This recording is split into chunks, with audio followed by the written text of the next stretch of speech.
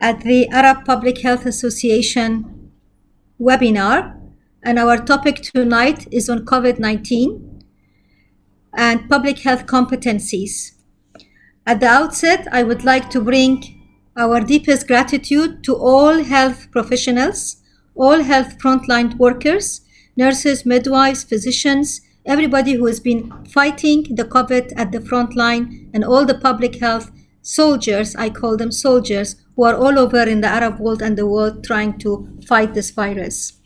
Also, we would like to bring our condolences to our friends and colleagues in Lebanon, who, because of the devastated attack that happened, or actually the explosion that happened, condolences to all who lost their beloved ones. And we are really saluting, again, the health workers, the social workers, the humanitarian workers there. Tonight, we are addressing a very critical issue on public health competencies. It has been debated, are we always ready with our public health competencies to be actually at the front line, first line, the second line, and the management executive level? We have the right preparation of the right cadre to respond. COVID-19 has challenged us all, has challenged the health systems, the health services, and more importantly, the health professionals. Tonight, we are having two great speakers, very influential. Many of us know them, and they have been actually shaping what are the competencies we require for the public health specialist. As I know behind me is a World Health Organization, because immediately after this, I'm getting into another webinar. So this was the way it was prepared for me. Tonight, I am addressing it actually as public health personnel, and at the same time, addressing it with a new lens, with a new revisit on what actually we are talking about. Are we walking the talk when we say we want competent public health professionals who can do work in the communities, who can analyze, who can systematically do the data? We are challenged, how are we collecting the data? We are challenged how we are approaching the essential public health services. We are challenged whether our public health schools, very few in our region, are actually preparing the right cadre who are responding to the right needs, and post-COVID is actually going to be a challenge. At this point, it's my pleasure and honor to introduce Professor John Middleton, who is very well known, as I said, to many of us. And this session, he is going to bring his perspective as a person who has served many years in this area. He is immediately the past president of the Faculty of Public Health at the Royal College of Physicians, president of the Association of Schools of Public Health in the European region at the United Kingdom. And our second speaker, whom I will follow, is Dr. Sheikh Mohammed, from the Director of Public Health, Ministry of Public Health, Qatar. He is the second person in the ministry. Professor Jean, the floor is yours, and later we will have the debate after your presentation. You have about 18 minutes. Thank you.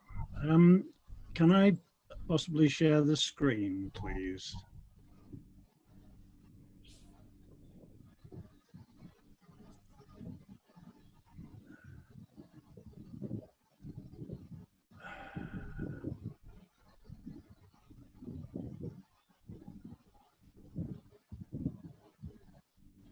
Maybe not.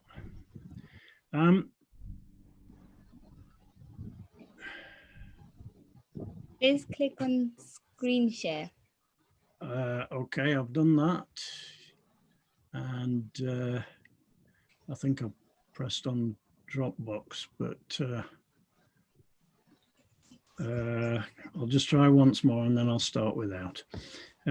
So bottom right, share. Oh, right, okay. Sorry about that. I'll just speak instead, and you can have the slideshow later. John, it's very easy. Just click on share. Yeah, I've clicked on that. And it will appear your screen, which is with all your text, whatever. Well, that's the part I'm not getting. I'm getting somebody else's Dropbox, Microsoft OneDrive. Prof. Salman, he has to open first on the desktop the presentation. Yeah, that's what I said. He needs to open the slides on your desktop. Open the slides. Okay. Open the slide first. Yeah. And now share and click on the slide. Oh, right. Let's see what happens there. Don't worry, we have time. Sign into the Dropbox. We need to enjoy your slides. Says I've got to sign into Dropbox. Otherwise, email it to me and I'll deal with it. It's a big file.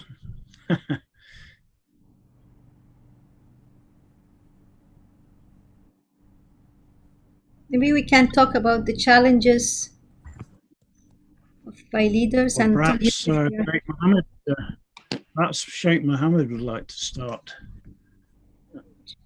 So Sheikh Mohammed, would you like to start?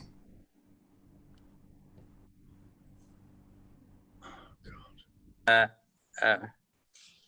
would like to send my presentation to Dr. Salman first, and then he can put it from his side. I have a presentation I would like to send. So no, I prefer he start, and then I will, inshallah. Okay. I will go the second. Okay. Thank you. No problem. John, where are you now?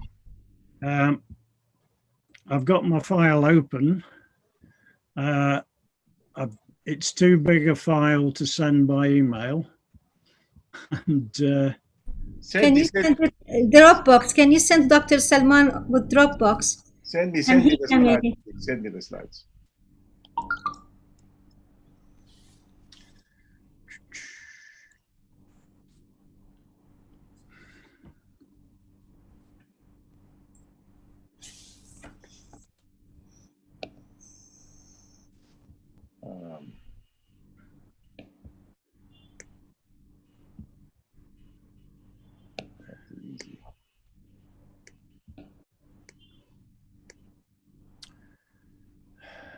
No, I'll leave it. Let me just speak to it.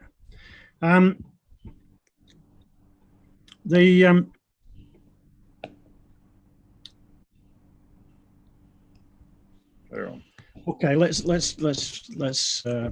just speak in a more informal way. So thank you for the invitation. I met a number of you in Casablanca last year, and I'm a very keen friend and supporter for the Arab Public Health Association and my colleagues, Professor Khoja and Rawaf. As I've been introduced, I'm the president of the Schools of Public Health in the European region at the moment, and competence in public health is central to what we do as Schools of Public Health and a member organisation for Schools of Public Health.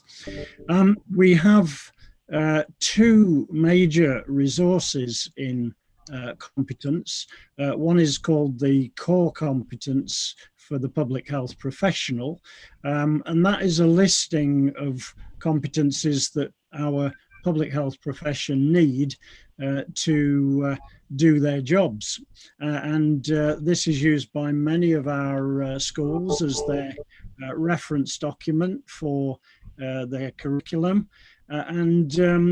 Indeed, it's drawn from the essential public health operations that were developed by WHO in the European region. So that's a very important resource for us, and I commend it to you now in its 5th edition, with extensive appendices on the kind of things we're interested in the COVID situation, references on vaccinology, on emergency preparedness, on communicable disease epidemiology, and these are all very important resources and skills that our people need to have.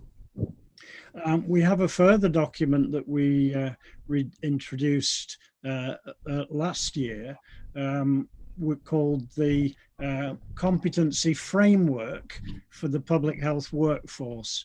And that document is much more a kind of assessment tool for how a public health system works. It's not about necessarily what skills an individual has, but if you personally don't know everything, you need to know somebody who does, and you need to be able to access other people who can help you to do your job. And the public health system is highly dependent on a multidisciplinary approach. None of us can know everything. And with those core skills around epidemiology, around assessing evidence for the effectiveness of interventions, looking at how we devise policy, how we develop our partnerships to implement effective measures, and how we advocate for health and how we lead and coordinate for health. With all those skills, we don't know everything ourselves, and we have to be able to make the right connections to people who can help us do that. Now, I don't think those core skills have really changed that much over many years. What has changed is the context in which we have to operate, and the recognition that the problems we face are not problems in our own backyard.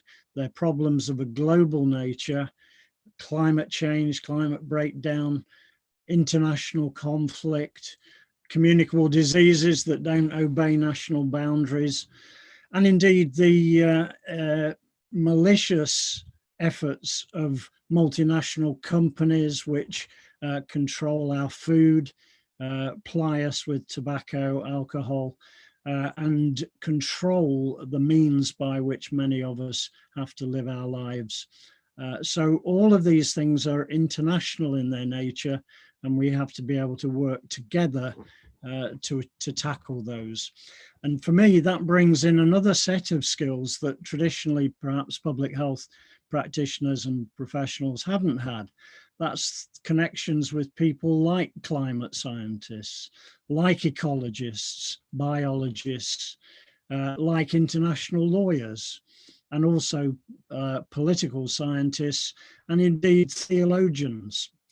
Very important that we acknowledge and recognize and work with faith community to ensure that we get the best health and the best protection of the health for the people that we serve.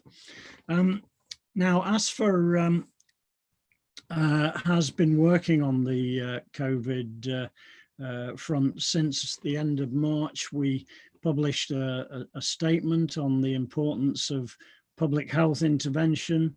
We included within that recognition of the need for us to strengthen public health, and we noted that the erosion of public health skills and knowledge in many parts of the world was a contributing factor to our inability to combat this virus at a very early point in the pandemic.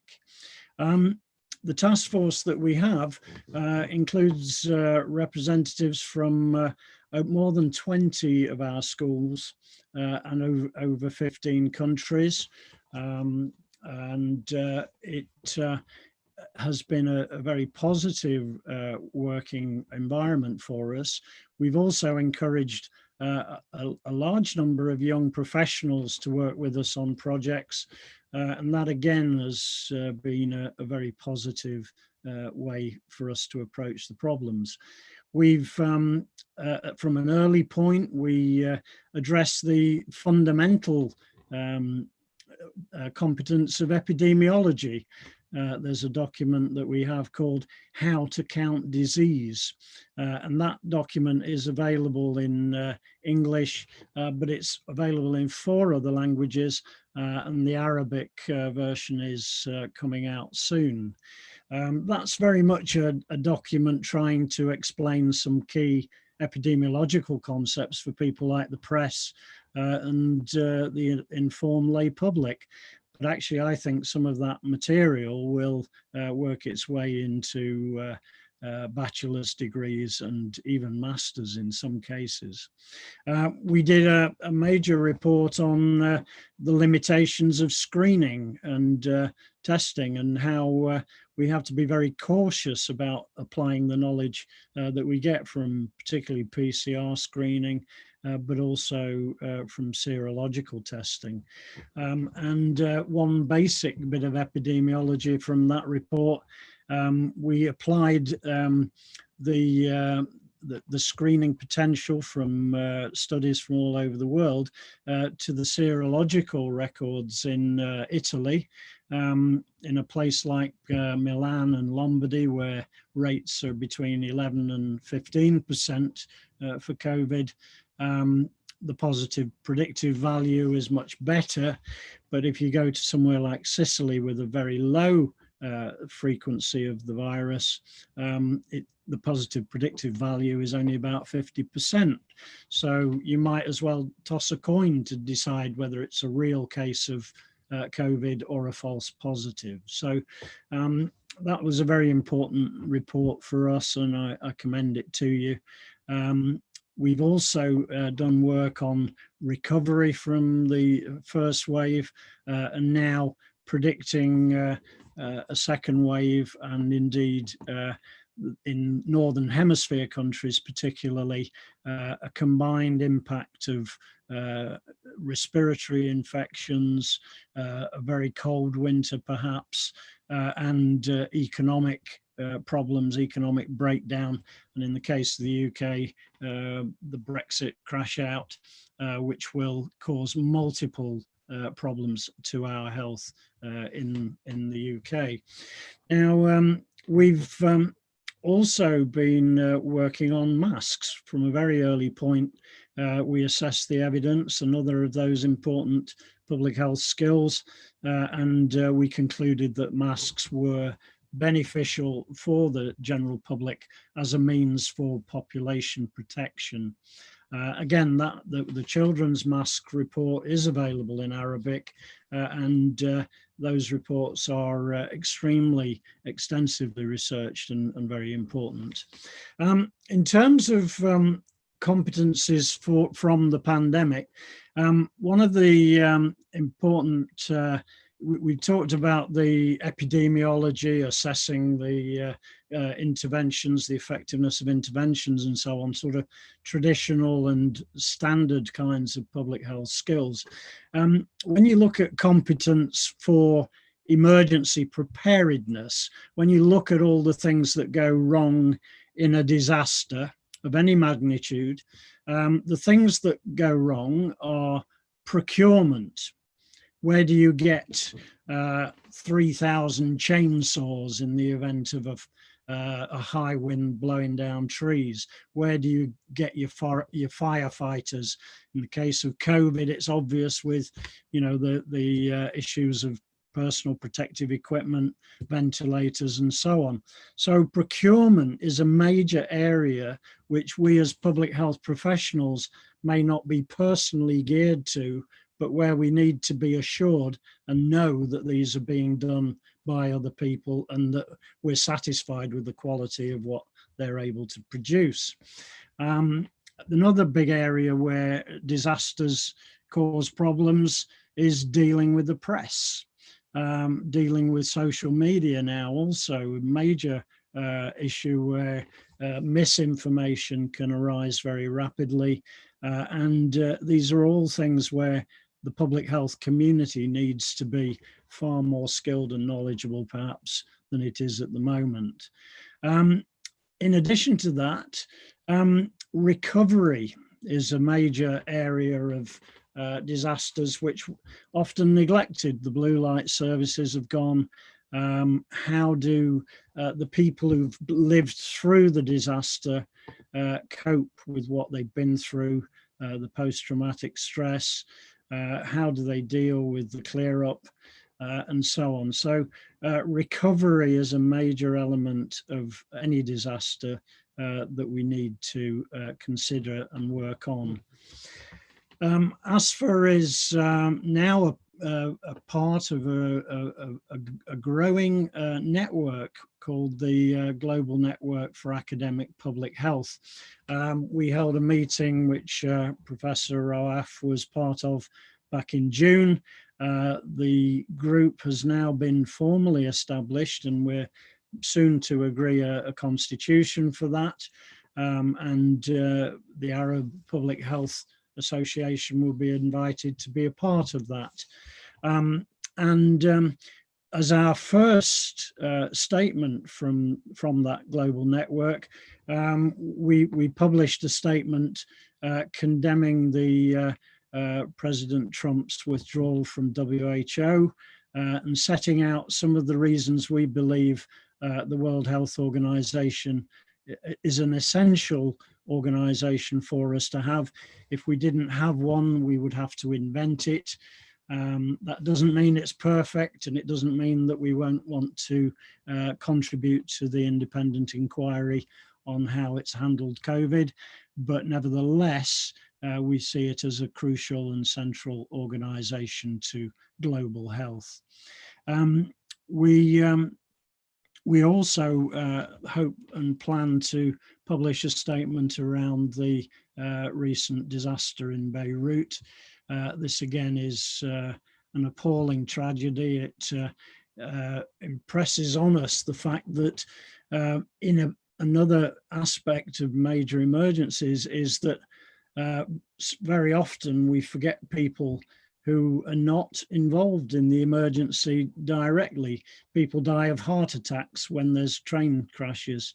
You know, people have died in the COVID pandemic from not getting the medical treatment they need for other conditions.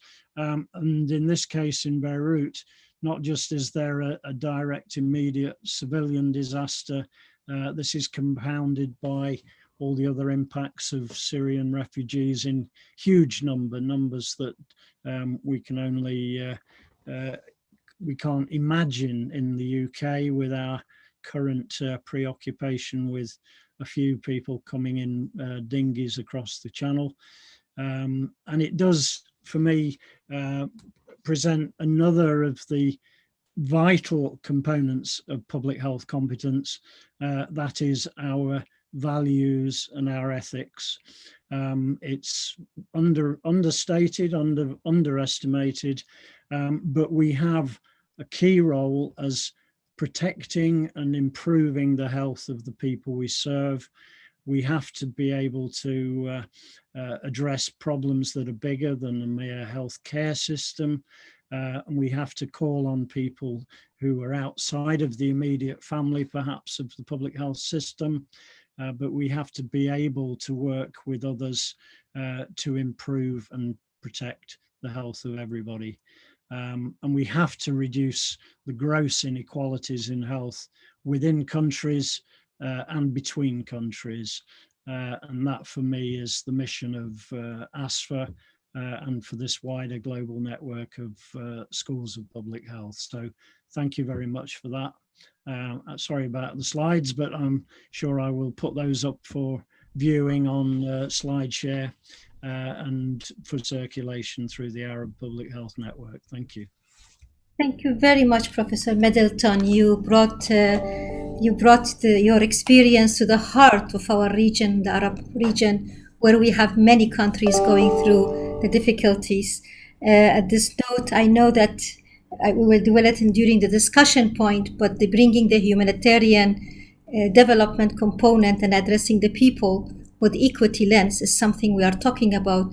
How can we walk the talk is a challenge we are having.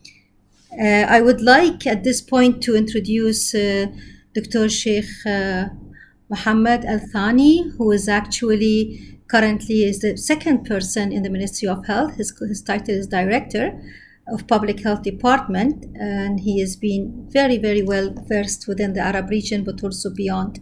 So Dr. Sheikh Mohammed, are you ready to be with us? He managed to put his slides, so that's good. Yes, Assalamu alaikum. Good evening, good afternoon for all of you. And thank you I'm glad to see you again and healthy and coming back to this great communication that we do as always. Dr. Salman, Dr. Tawfik, all of you, Dr. Middleton, Dr. Naima, I'm glad to be here with Arab Public Health. And it's always important that we share knowledge together and discuss what did we do in the last 6 months and how we are going for the next part. If you give me one chance to come back to share my slides, just 1 second. Yes.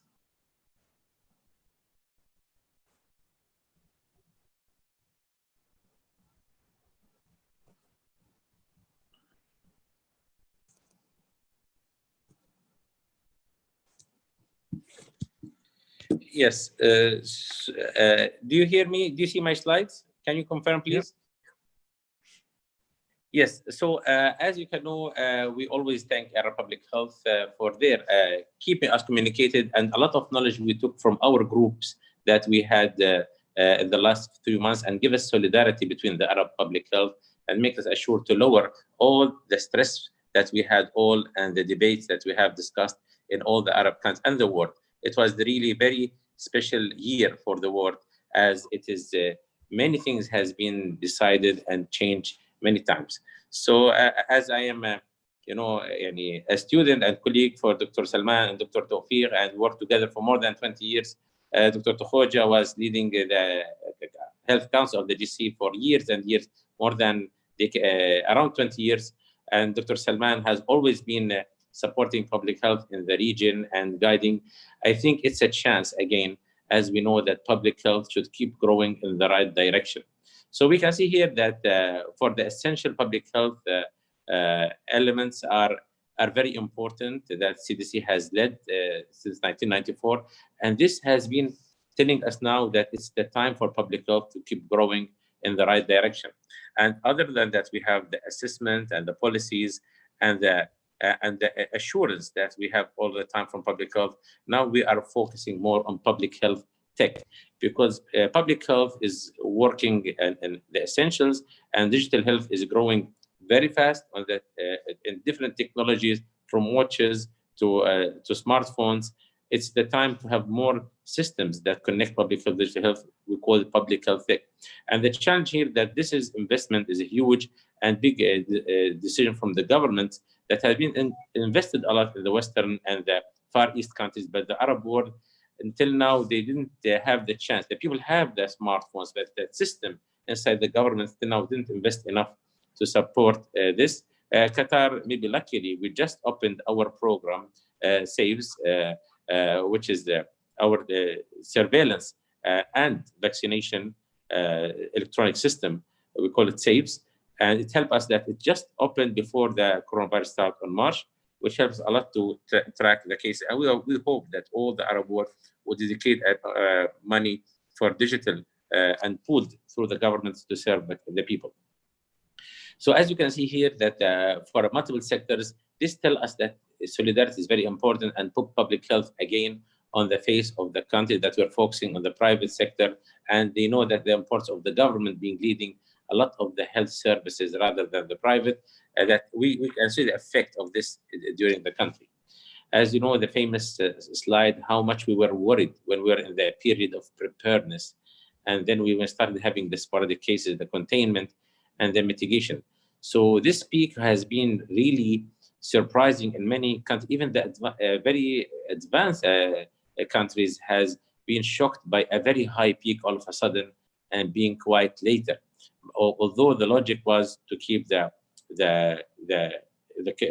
curve to longer time, but this is what happened. Many countries get the shock, thousands died, and then things are becoming more quiet. But now we believe that the suppression is taking from us a long time to keep it. And Dr. Tedros has discussed that we need to keep suppressed as much as we can till we get a real recovery. So to understand it more about our health care system, we will discuss the monitoring and the disease severity and risk factors and disease burden and forecasting spread. So we can see here that there was different ways to say what country has been hit more. And part of it was the total COVID cases. But of course, nobody can trust the total COVID. You cannot know every case in your country. So nobody was believing about this one. So the daily confirmed cases was good, but the challenge, not everyone was giving the day, in the same day all the cases. So we have many countries in the world, and the Arab world have fluctuating between 40% up, 40% down during the COVID. And we thought about that total confirmed about the COVID, to see how much it's rising and how the cases are doubling or not doubling anymore. And when the peak will establish, it helped us. And the weekly by weekly confirmed cases was another way to see how much is the situation. Of course, comparing the country to itself rather than other countries. And the cases per million was another thing to be fair between countries with 100 million or 3 million, who have less deaths, and it helps us to know who is being affected more during these cases. So as we always discuss this, Dr. Salman has always assuring that importance of leadership and governance and resources and local international relations. We try to be balanced. So we built our leadership and governance as we are preparing for the World Cup 2022. We built more governance and leadership between the country. It was time for solidarity, and it was a chance that everybody be on one table. So the resources, we have good things and some challenges that we have resources, which was good.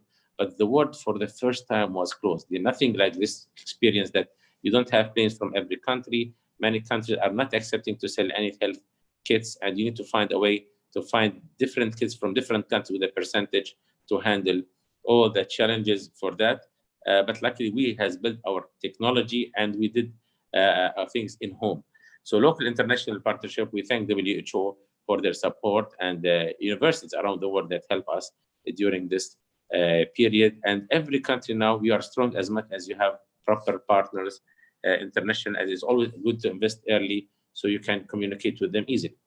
So again, the healthcare systems, sorry to say that, but most of the cases that have high deaths, it was that the systems was not prepared well for the acute cases and the ICU cases.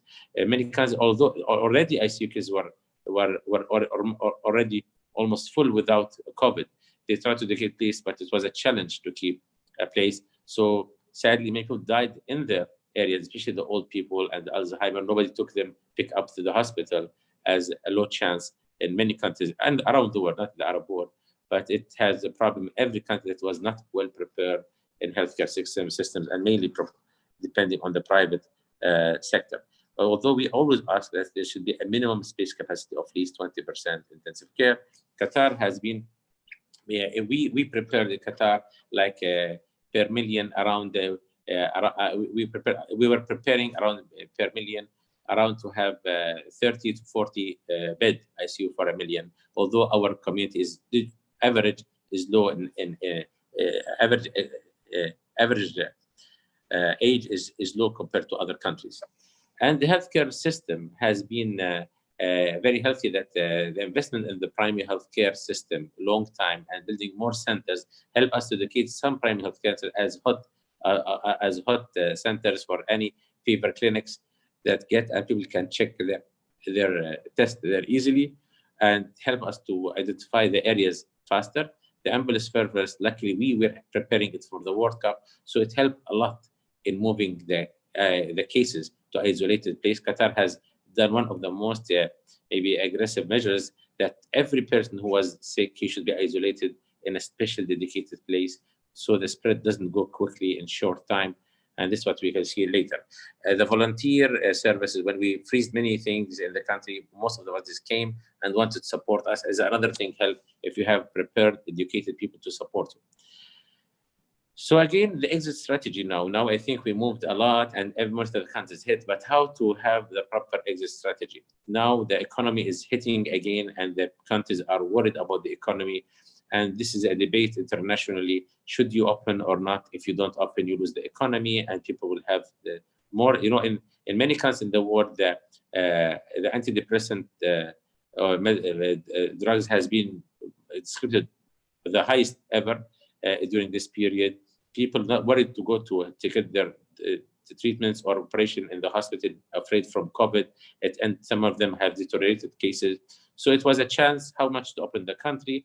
But we believe if you can prove that the transmission is under control, not fully under control, I know, but you can control it, and you have the test isolate system, track and trace, with the hotspot risk minimized and vulnerable, because you know where is the vulnerable, especially in the nursing homes, plus the schools have the essential preventive measures. And this is, of course, putting us on a challenge to open the schools. One of the most waiting and challenge for us is opening the schools and opening more the airlines. So this important case is another challenge that we are evaluating, but many people would like to come to Qatar. Qatar is a very open country. We have millions of people traveling in and out in Qatar in the same year. And community educating for the new normal. So people are not accepting the new normal yet, but we are trying between hope of vaccine and the new normal, we will see. So in Qatar, we are one of the highest countries that have cases. We have documented 4% of the total population have the virus, but we are saying that if we didn't do it in 4 months and we didn't isolate, we will have this high curve in 2 months, and our deaths will not be less than 200. It will be like compared to any other country, we should have around 1,000 or more, which maybe the people will not be tolerable for. So this has helped us to flatten the curve by doing all the efforts that we mentioned early. The other thing that we started, that we led something, maybe us in Singapore, we were starting this. We have a program called Ihtiraz to control the people challenges. It's used through, it was done in home in Qatar by support by our Ministry of Communication and part of the technology that have the Ministry of Interior. And we did Ihtiraz that make people yellow or red so they cannot go to a ministry or a mall or any public place without showing this. So if they are yellow or red, proven by their test as quarantine for yellow and red for isolation, you cannot enter. So it helped us a lot to control the areas. And most of the cases that's still having is from the special areas in Qatar that they are not convinced much with this, and they are just communicating social gathering is the main challenge for this.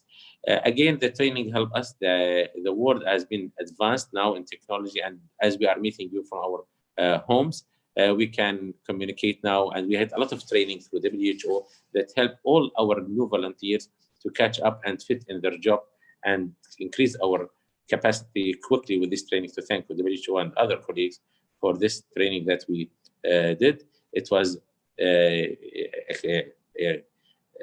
a very expanded program and very focused that everybody could fit in their work.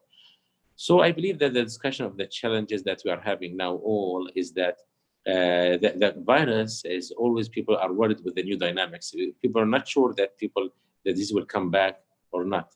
Okay, the limited knowledge now, every time we ask for assuring from WHO information, they try to help, but they say, we are not sure, we don't have evidence. So we couldn't take a real decision. There's big debates in every country. We were hoping that WHO decide for these debates in every country, but sometimes they cannot give the full answer, not yet. And now the vaccine or treatment, some people investing in the vaccines will say, maybe you could invest in treatment. Dexamethasone has helped. You can see very clearly that the deaths around the world now is much less, maybe around 1/3 than the starting of the disease. Maybe the hospitals are much prepared. Maybe dexamethasone helped the people in ICU. All these things are helping now to lower the deaths. The global relaxation of mandate of a second phase, people are losing their jobs, losing their business, and they are ready to die from the disease, but to keep their business survive for their kids or the second generation. And till now, the immunity is immunity for 3 months is there. From Qatar, we can see there is immunity for 3 months. I don't know it can go for 1 month or 6. We don't know, but this keeping us worried that this will come back like influenza soon or late.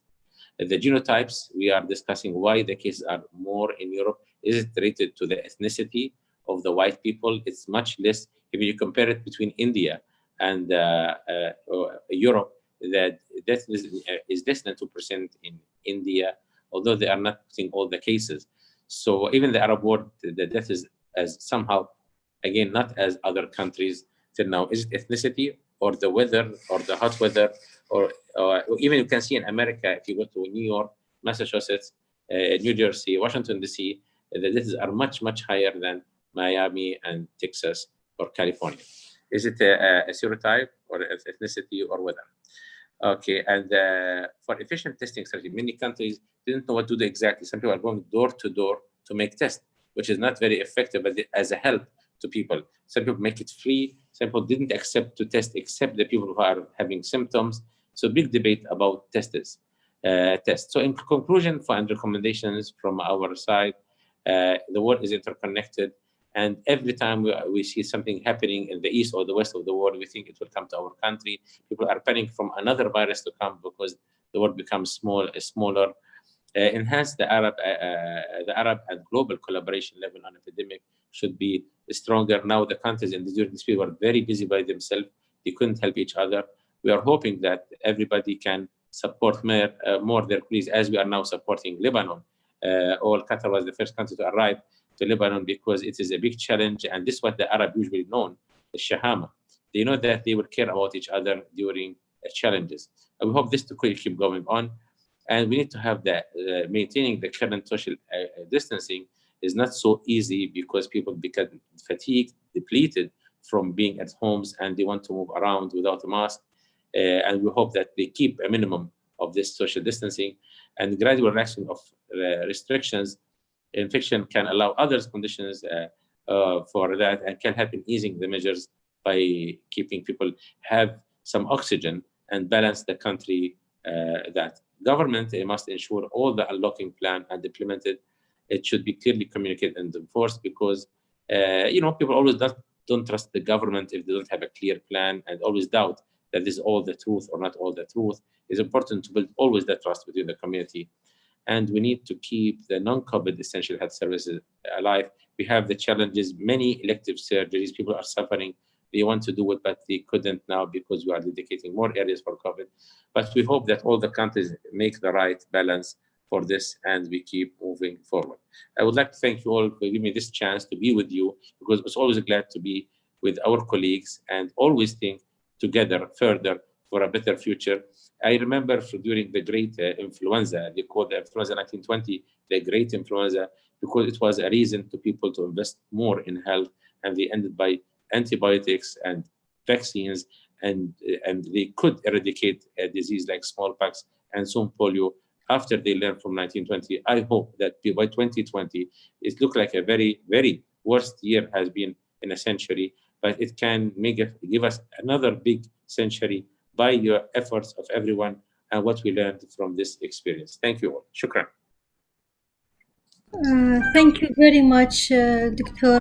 Mohammed, for your very passionate presentation and giving an angle of perspectives of why we need to revisit and look at the competencies. Professor John Ashton actually addressed so many components of it, also building on the presentation ahead of you.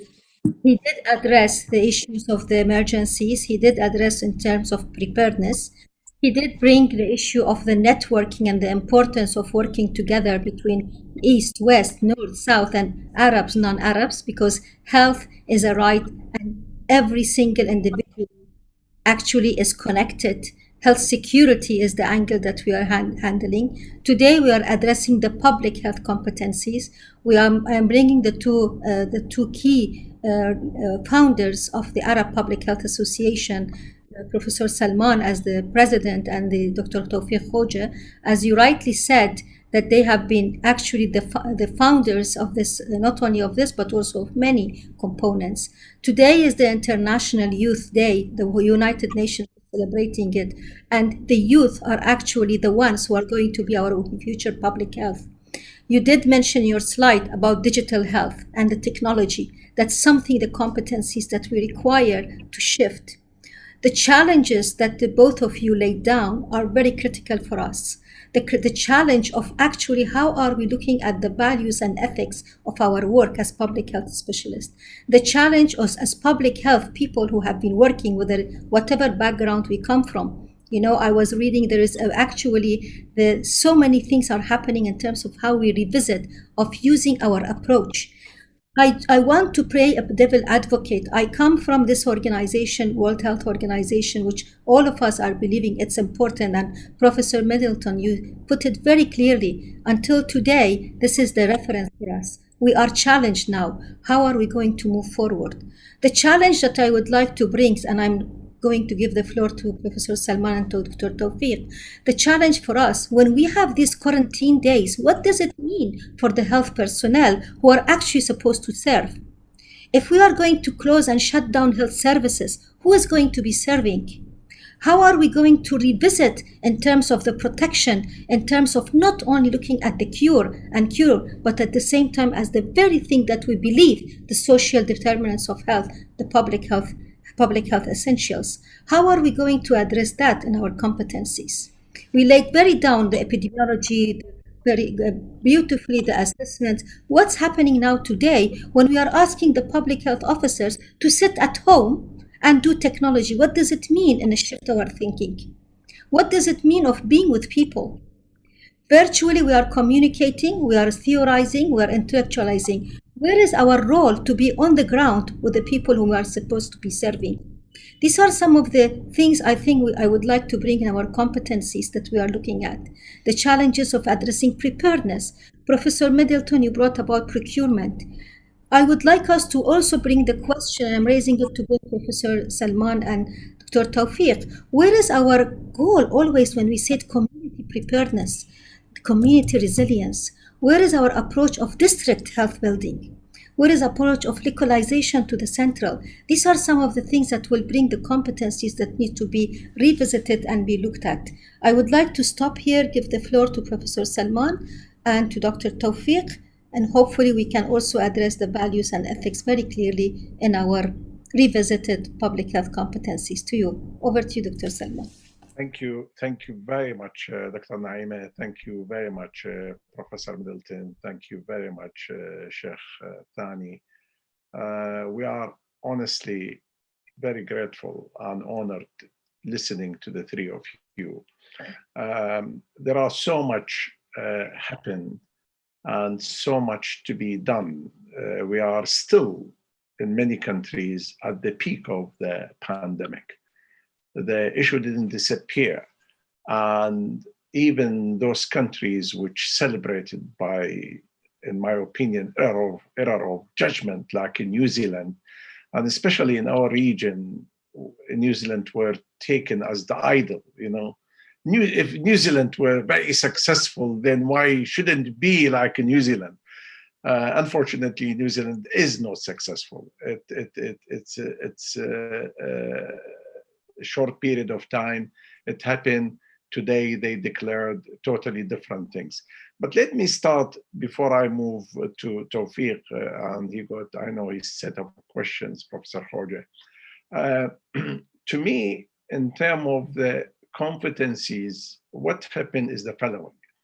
First of all, public health workforce across the world did exceptional work. And thank you, Dr. Naima, for your opening remark, thanking the workforce, not only in public health, but also in the entire health services and social services. Also, we shouldn't forget the nursing care and support given to people and families of all ages. So thank you very much. And I think we remember that white coat army and many others for their historic moment in the humanity history, or the history of humanity. That's number one. I think number two, yes, we dedicated ourselves, but I'm talking here about public health, but yet we were faced various challenges. And among these challenges, let me summarize these in 5 points. And I'm trying to put here mental power and summarize these in points. I mean, number one, as Professor Middleton mentioned, the big challenge was whether we were prepared or not. Preparedness was a major issue of competencies. And even those countries which were prepared, there were a lot of preparation within public health, but did not include the entire health system, did not include social care. So it was almost like within a club. And I think this is an issue which we need to address as part of the competencies of the future. The second area, which is B, I think it's very much related to the way we monitor and measure and report. Because that I felt that there were some weakness in some countries around the world. It's an honor and privilege to work with Dr. Ahmed al-Mundari and his team at WHO on the WHO Technical Advisory Committee for COVID, because we learned a lot from that experience, and we learned about the areas which need to be addressed in each of the 22 countries in the region, for example. But also within that in terms of measure and monitor and measure and report is our ability to predict and project, i.e. the modeling. And here I must stop and say I'm really grateful to the universities, the academic world, not only in our region, in the Emro region, but also the Arab region, but also around the world. They served us, some of the universities, some of the academic colleagues in public health, in fantastic way. Although there were some dispute between some of the giant universities, but that shouldn't really discolor the whole concept of modeling, which help us to think in terms of how to plan for services.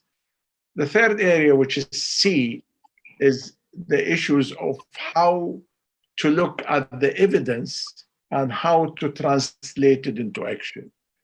As Sheikh Mohammed said, this is a new virus, a new dynamic. Not all aspect of the virus is well known to us, but yet there are some evidence emerging from different parts of the world, including low and middle income countries.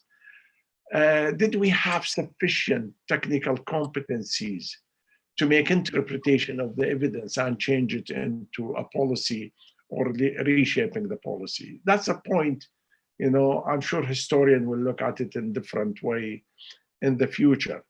The issue is our political awareness and whether we could deal with politicians in the right way.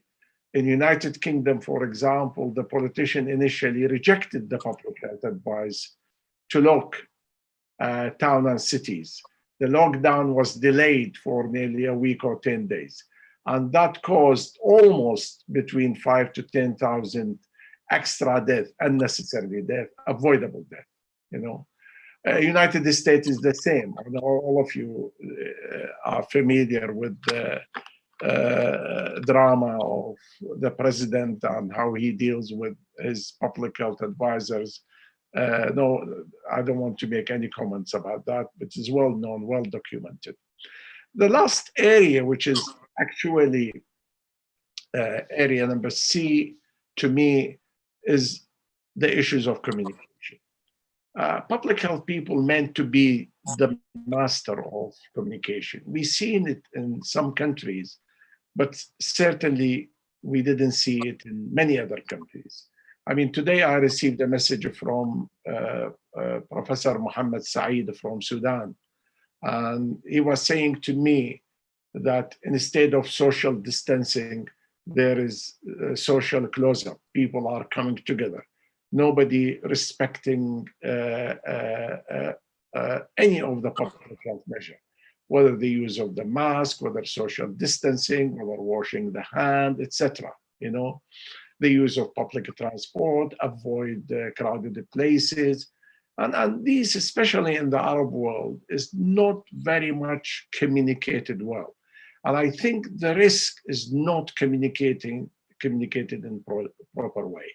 So the art of communicating sharp, strong message for the people to absorb from all classes, all education background, this competency or set of competencies we need to revisit. So I mentioned these things because we have, I'm sure, some question here related to these, but I put some mental summary here. And I don't know whether Professor Khoja got any question at this stage before I go to the other question which we received. Professor Khoja? Dr. Khoja. Professor Khoja, is he with us or apparently disappeared for unknown reason? No, I think he's there, but he is just... Yeah. We have listening, enjoying the talk. Oh, of course, enjoying the talk. We have a question from Lubna Al-Ansari. Okay, I have some comments, Professor Salman, and I have some questions. Carry on. Okay, let me start with the comments, and then I'll come to my questions to our eminent speaker. First of all, this is great, and I really enjoy it. Let us come to the discipline and our discipline, the public health. It's speaking about, it's focusing on the health of the population. And what I see, some of the health system around the world and the Arab region, they are focusing mostly in the infectious part, I mean the clinical medicine part, rather than the total dimension, the 8th dimension of the public health. And this is an issue leading to the question, what sort of health manpower we are looking for and their competencies. And what are the role of the public health societies in order to enhance the competencies and to make sure that the right people are in the right position, in the right shape to address the public health issues. This is one issue. The other thing that do our governments and our people in the decision making look at the public health as the right investment or not? Or they look at it as a cost? And this is leading to the question I am going to ask later on His Excellency Dr. Professor John in this regard. And if you look to the Saudi Arabia 2030, there are three very clear objectives regarding the public health. It should be in the healthcare delivery and in the social development of the country of Saudi Arabia. And I think other countries, they are doing the same. But really, when we look to the situation of public health with this COVID-19, we are missing a lot. So it is time now that academia and societies should interact with the decision maker and the leaders in order to put the Republic in the right direction. My question, I have three questions, Prof. Salman, Dr. Naima, two for Professor John and one for my Dr. Mohammed Al-Thani. The first one, Professor John, do you think that public health is a wise investment in the national development goals for 2030, and why? This first question. The second question, why countries are late in producing public health laws, especially they face so many pandemics and epidemics, starting with avian flu, Ebola, SARS, and so on, and now COVID. So, and why we are late to reduce the public health law? What is the challenges and what is the opportunities? So this is the two questions for Professor John. The third question from my brother, Dr. Mohammed Al-Thani. You mentioned about the economic status. How do you, we understand, Dr. Mohammed and my colleague, that the global influences for healthcare in any country, either demographic, social changes, economic, and environmental and climate. I would like to concentrate on the economic changes.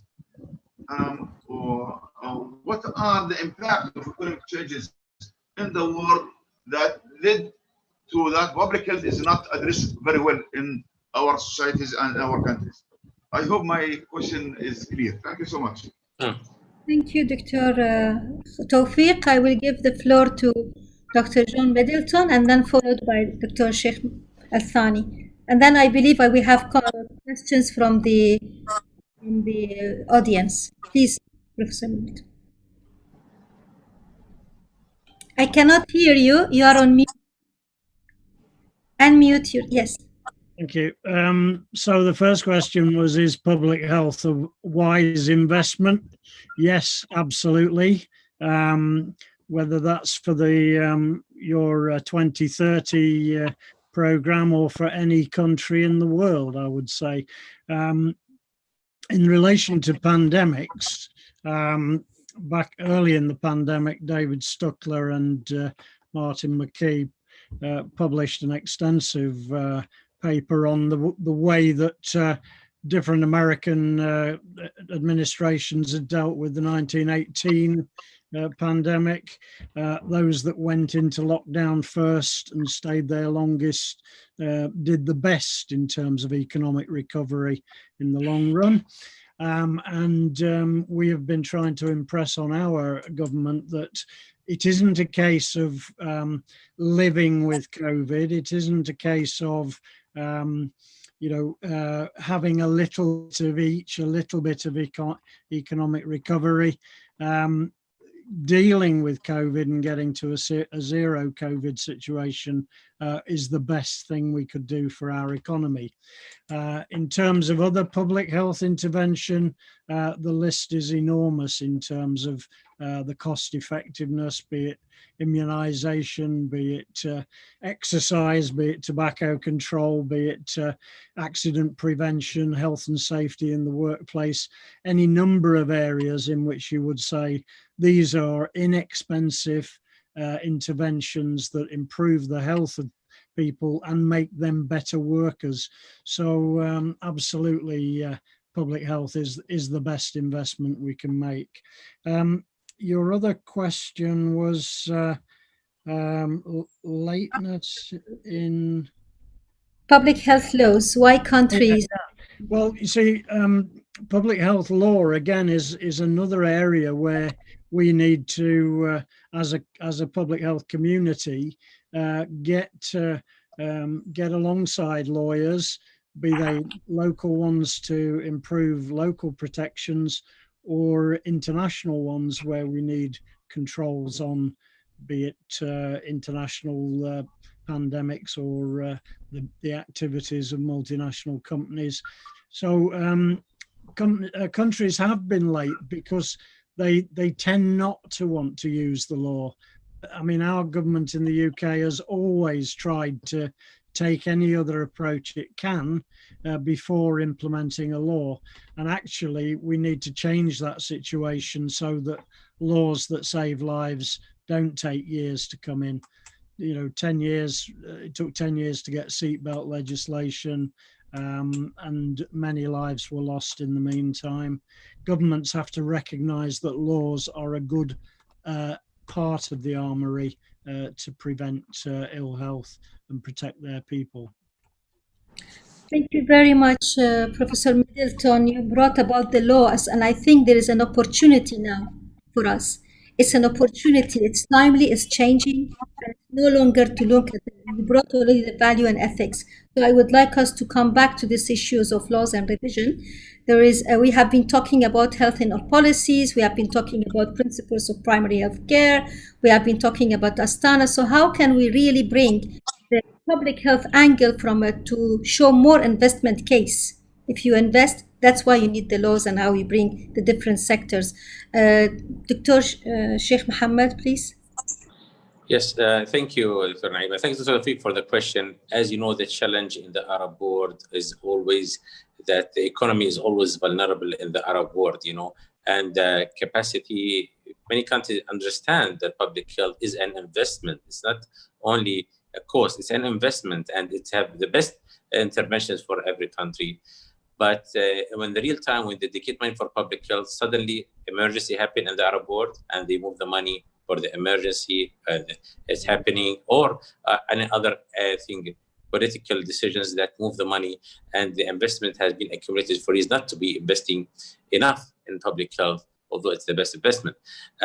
We were hoping that with technology, we can train more people in a lower cost. But some countries, even they don't have enough the technology to make people have the right training through technology. This is another challenge. The third thing that many of the Arab world, special, they are rare physicians, and some of them leave to other countries around the world, and we keep having the gap all the time in public health and even other clinical services. This is another challenge. The other thing is that many countries in the Arab world are not having real social equity between for healthcare. So you can find ICU in the capital, but if you're outside the capital, you don't have an ICU to save, even if you need only 2 days ICU care. And this is another challenge. ICU capacity is already not invested enough because it's high cost, and it comes sometimes how much a person equal for money. And this is the challenge. Sometimes the countries say, no, we cannot offer this. It would be a big cost for us because to deliver it. So we prefer just take it case by case. So case by case is not, this means that they are not ready for any preparedness of an emergency. These challenges in the Arab world, and people were hoping that if they are in a problem, other country will help them. And suddenly they were all in the same challenge, and they cannot help each other a lot during to the close of the airlines between every country. So these things that preventive is so important, and we are hoping that to countries after today, we should have the chance, all of us, and to keep using 2020 for a way to keep investing in preventive health. And as they say, the famous never again. What happened this time, it should never happen again, because it was very tough for all the countries, and the confusion that happened between countries. They are not convinced, and they want to keep opening, and they were delayed, as Dr. Salman said, for 10 days, and they lost 10,000 people. And that people who are closed the economy made, but so much closer that many people lost their jobs, and they have other party hidden deaths, or people who have been now accumulated with stress and strokes and other type of diseases because of this very strict measures. I believe that we are not only fighting COVID here, we are fighting for the healthy people in our country, and there should be balance between COVID and non-communicable diseases and other stressful things that are happening in every community. Thank you very much, Mohammed. We got a set of questions. Actually, there's one from Professor Libna Al-Ansari talking about the Global Health Security Index report of I think 2019, in October 2019, not long time ago, which is showing that all countries almost are not well prepared to acute event. And the question from her is how the competencies mentioned by the two speakers should address the global health security issue to improve the index around the world. Dr. Mohammed?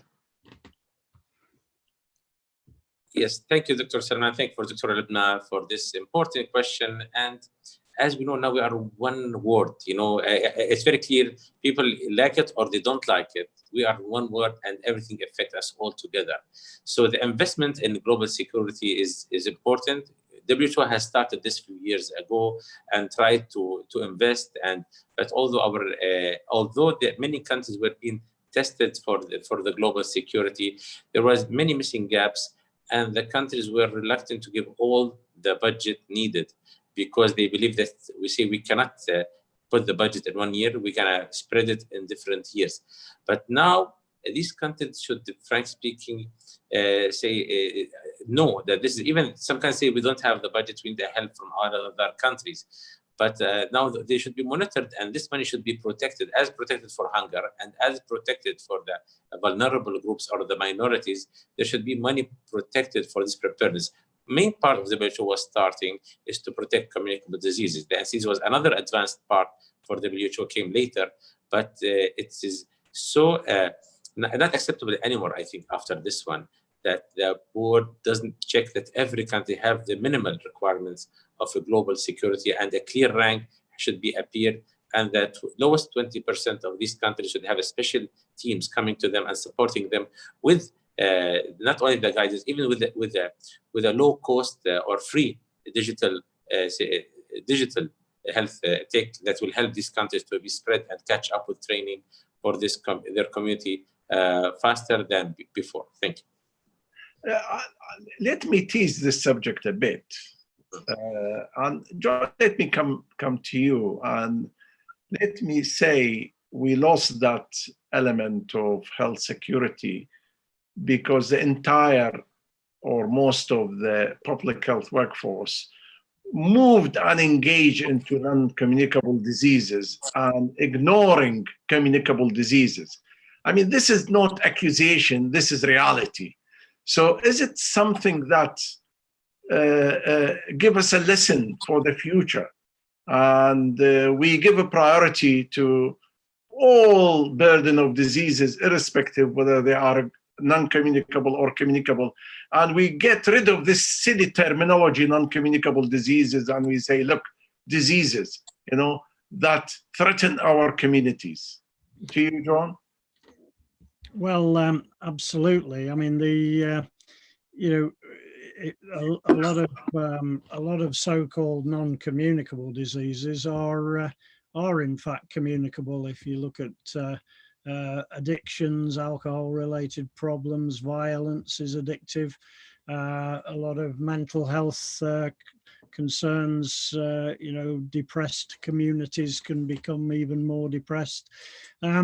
So, the whole nature of how we in public health address these problems is to secure health for everyone, for the population. We're not offering individual solutions through a cure or a treatment. We're trying to set the conditions in our communities where health can be protected and improved. I thought another aspect of your question was, have we, as a public health system, neglected our importance of infectious disease? And I would say we've done that as well, that we've allowed people to develop their expertise in areas of non-communicable disease, and whilst they may have gone through the motions securing the qualification or the paper competence on infection, they haven't kept that level of skill that they require. More importantly, I think that global health assessment, it's not just about countries not investing in pandemic preparedness. It's actually, if you take the US and the UK, it's actually ignoring it or reducing investment. Trump's sacrifice of the Obama pandemic preparedness unit, Operation Cygnus in the UK in 2016, when nothing was done following that about preparing for a pandemic. So it's having political systems that believe it's important. So that is the first job. You have to know that it's necessary. You have to understand why it's necessary. We have to document everything about this pandemic that shows what is needed next time, COVID-28 or whenever it might be. We must not just rely on less 1918. We have to be much better prepared and documented of what's gone wrong this time. Naima, Dr. Naima, from your vast experience in many challenging countries, and I say challenging, especially Iraq and Sudan, what do you think? While we were talking, I was, me, Dr. Salman, I always look at opportunities. I do believe that if we look into our region, out of the 22 countries, just how many of them are in conflicts, in wars, in protracted conflicts, and how we have tried to invest in terms of human resources, but with a certain angle, that they must meet this standard, they must do. So we have actually not demonstrated how much we have lost in this investment. So reflecting, I look still at there are great opportunities now. One point that Professor Middleton brought to our attention is how the connectedness and how the influence of the different elements and different political powers are on individuals, on communities, but also on countries. And we have vast experience to tell in our region from how it has gone. So for me, listening to the what are the public health laws, challenges that we are facing, and you laid them out very well. To bring the competencies, we need to reshift our thinking in the preparation. It took us decades to realize that we can prepare family practitioners that can be diplomas, family healthcare provider. It took us decades, Dr. Salman. I started it in Iraq, and I have even emails. People thought that it should not happen, and we are looking at serving people. SDG 2030 that Dr. Tawfik Khoja said.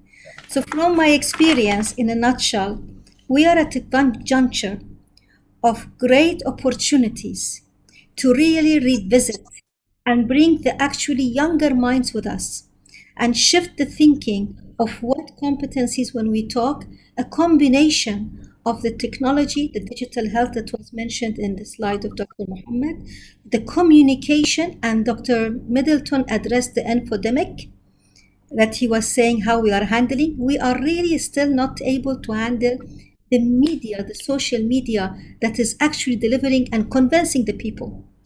And another element is the social behavioral change, and all of you addressed it. The social behavioral change, we have invested the minimum, at least I'm talking from where I have been working. Even though requested, it was not seen. So I think I would like to go to the opportunity. I want to bring one thing, Dr. Salman, because I was trying to prepare and I was trying to look at the diversity of things. I'm sure all of you know there is a revised core competencies of public health professionals, revisions adopted in 2014.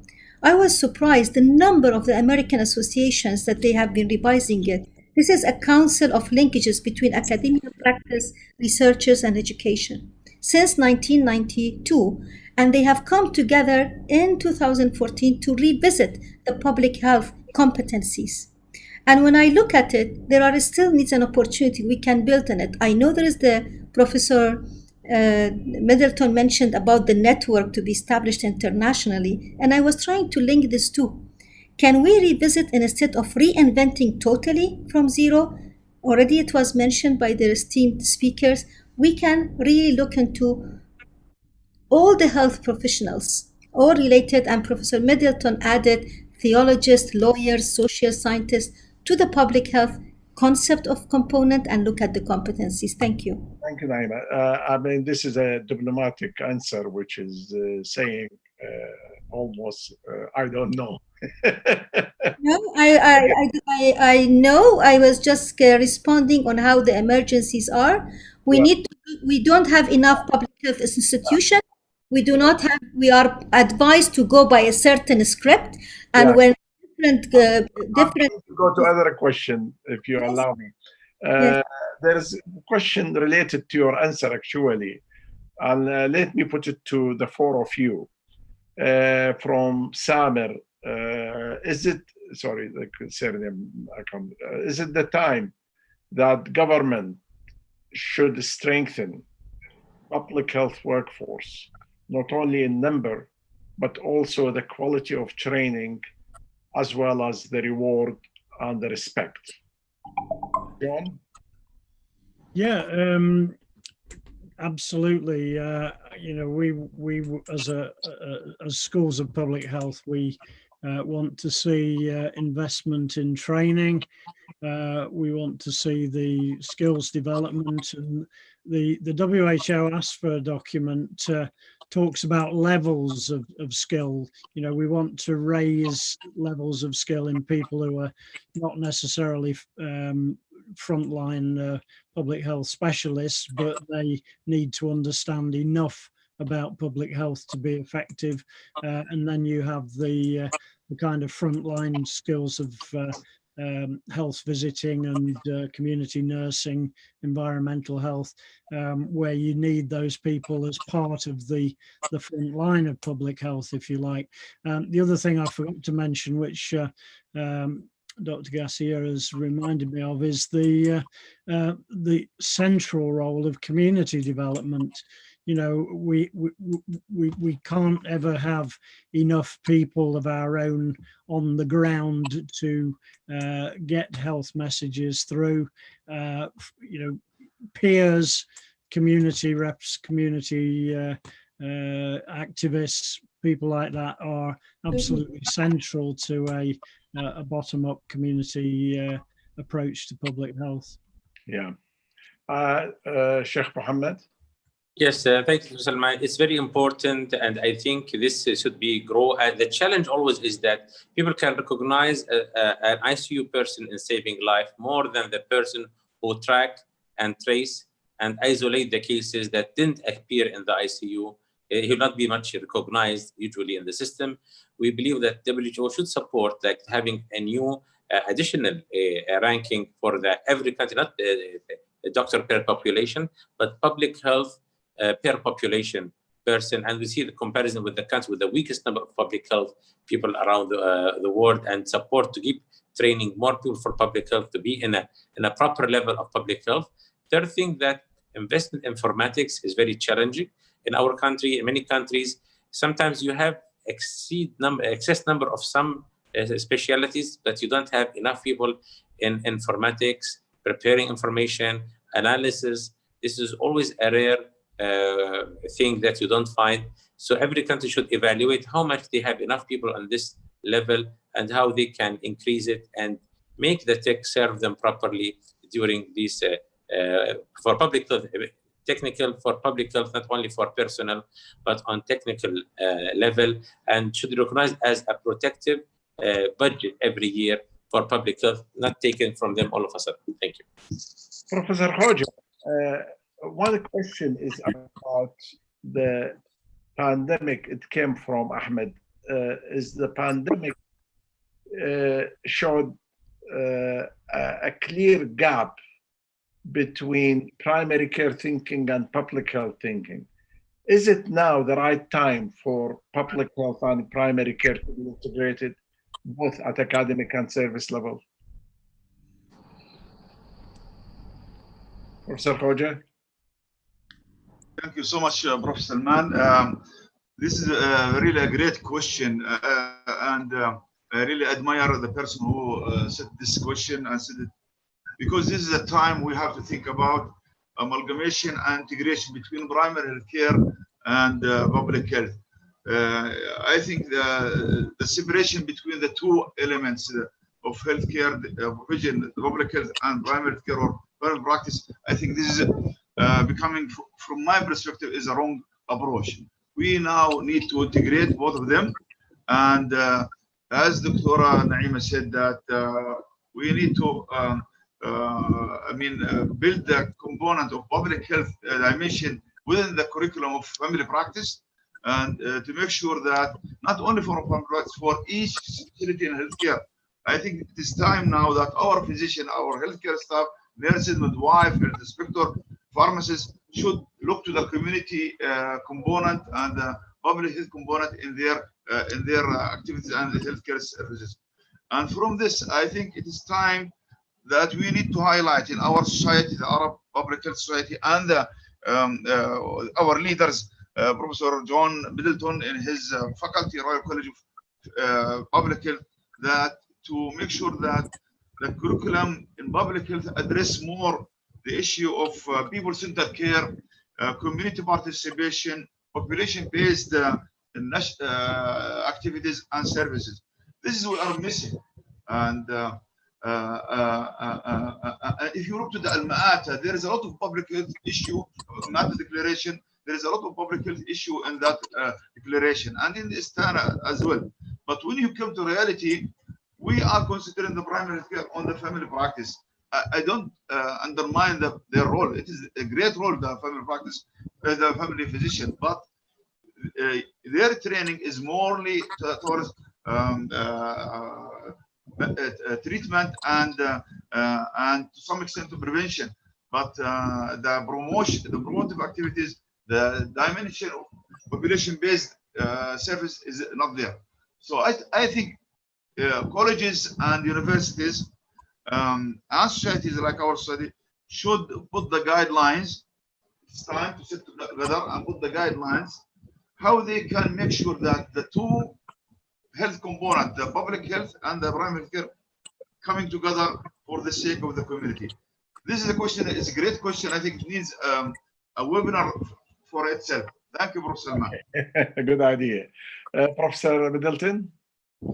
Well, I think there may be different answers to this question depending what your health system is. I would, primary care is not the least of our public health services. I would like to see family practice, GPs and community nursing and so on, adopting public health principles, being trained more extensively in principles of a population approach, systematic delivery of primary care so that long-term conditions, immunizations, maternity care, mental health, all of these delivered in a much more population-oriented way so that more people get better and cheaper treatments in a more timely fashion. So, and you know, we in the UK we have a lot of very public health oriented general practice. In Scotland, the Deep End project that devotes more time to reducing inequalities in deprived areas of Scotland. You know, so I think it might be better to define what we want them to do rather than you know, necessarily change a structure to accommodate them. But I think, you know, family medicine, family practice, very important element of how we can improve and protect health better. Sheikh Mohammed? Yes, it is important that primary healthcare and public health work together, but should have a clear definition between this integration. We work hard to assure that the primary healthcare is different in Qatar from secondary care. They work together, but we give the primary healthcare their own entity. And it's healthy even to keep the public health having its own entity by working integration, but because like public health of England is so healthy to be standalone, not part of the NHS. It's so healthy to be having the research, communicating internationally. It's different skills. Family medicine should lead the primary health care by giving proper services, taking care as GPs between these people. And at the same time, the public health should always scan the horizon. Family medicine is more patient-oriented, and public health is predicting the future and what will happen in the coming time. So they should have continuous meetings, but everyone should be having its own entity, that this entity is adding, which we call diversity within unity. But each one should not, the budget of public health go to prime healthcare when they need it. Each one should have his own protected budget and work through this budget to assure that they deliver their essential priorities, not being jeopardized, but other priorities that decided from sometimes a biased decision from a hospital to prime healthcare or from prime healthcare to public health, and assure that nobody missed the value of the preventive. You don't see it now, but nobody should miss the value of the preventive measures on the long term. Thank you. But Sheikh Mohammed, there is opportunity that the training of primary care, which is a long period of time between 3 to 5 years, depend where you are, actually adopt some of the public health competencies, as John Middleton said. Because if you look at the measures which is taken within primary care, most of it are very much related to public health services, you know? From promoting health, from improving health, from protecting health, through various screening program, etc., all are delivered at primary care level. And during COVID period, unfortunately, in some countries, either primary care is closed or restricted because preparedness were not good enough, to be honest with you. And I think we discussed this in one of the previous webinar, and the limitation of primary care services during the pandemic. So I'm talking really about opportunity. The same things today with my colleagues in China, the issues of hospitals and whether hospitals will benefit from public health expertise, especially in looking at IPC,